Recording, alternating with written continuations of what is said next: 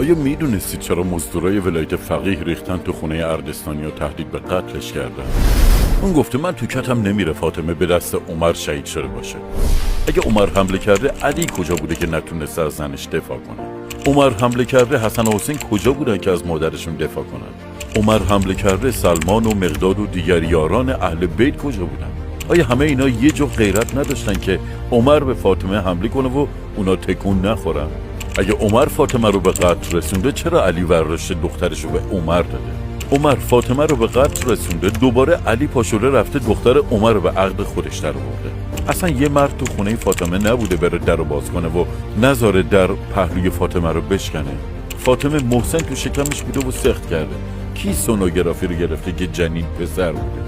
حالا با این سوالا آخوندا واشر سرسیلن سوزوندن و دنبال ترور این آخوند هستن. #افسانه شهادت.